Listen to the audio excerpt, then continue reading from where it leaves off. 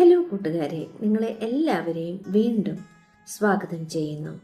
ഇന്ന് നമ്മൾ വായിക്കുവാൻ ആഗ്രഹിക്കുന്നത് യോഹന്നാന്റെ പുസ്തകം 1-ാം അധ്യായം അതിൻ്റെ 13-ാം വാക്യം. അത് നമുക്ക് വായിക്കാം. ഇവിടെ ഇങ്ങനെ വായിക്കുന്നു: അവർ രക്തത്തിൽ നിന്നല്ല, ജഡത്തിൻ്റെ ഇഷ്ടത്താലല്ല, പുരുഷന്റെ ഇഷ്ടത്താലുമല്ല, ദൈവത്തിൽ നിന്നത്രേ ജനിച്ചത്.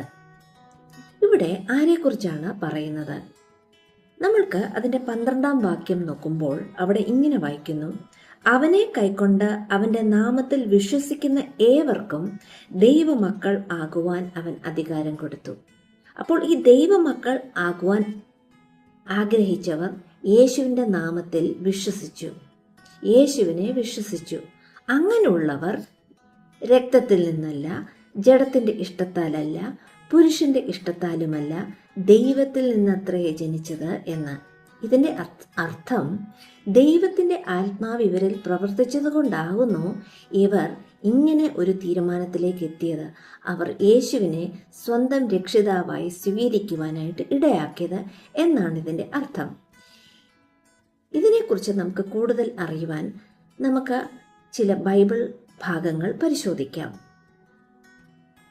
യോഹന്നാൻ 3-ാം അധ്യായം അതിൻ്റെ 3-ാം വാക്യം നമുക്കൊന്ന് വായിക്കാം.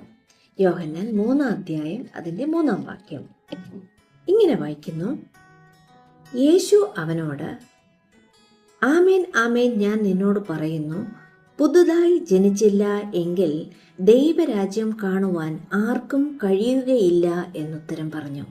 ഇത് നിക്കോദെമോസ് എന്ന യഹൂദ പ്രമാണിയോടാണ് യേശു പറയുന്നത്. ഈ പ്രമാണി യേശുവിൻ്റെ വന്നിരുന്നു.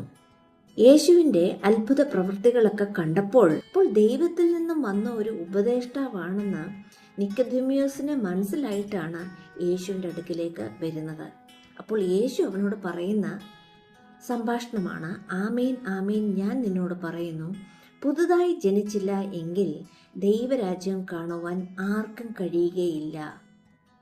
അപ്പോൾ നിക്കോദെമോസ് ഇത് കേട്ടപ്പോൾ എങ്ങനെയാണ് പുതുതായി ജനിക്കുവാൻ സാധിക്കുന്നത്? രണ്ടാമതും അമ്മയുടെ ഉദരത്തിൽ കടന്ന് ജനിക്കാമോ എന്ന് ചോദിച്ചു. അങ്ങനെയാണോ പുതുതായി ജനിക്കുന്നത് എന്ന് യേശുവിനോട് ചോദിച്ചപ്പോൾ യേശു മറുപടി പറയുകയാണ്: ആമേൻ ആമേൻ ഞാൻ നിന്നോട് പറയുന്നു, വെള്ളത്താലും ആത്മാവിനാലും ജനിച്ചില്ല എങ്കിൽ ദൈവരാജ്യത്തിൽ കടക്കുവാൻ ആർക്കും കഴിയുകയില്ല എന്ന്. കൂട്ടുകാരെ, അപ്പോൾ ഇവിടെ യേശു വ്യക്തമായിട്ട് പറയുകയാണ്, ഈ ദൈവം ആകർഷിക്കാതെ ആരും യേശുവിനെ സ്വീകരിക്കില്ല. എന്നാൽ ഈ യേശുവിനെ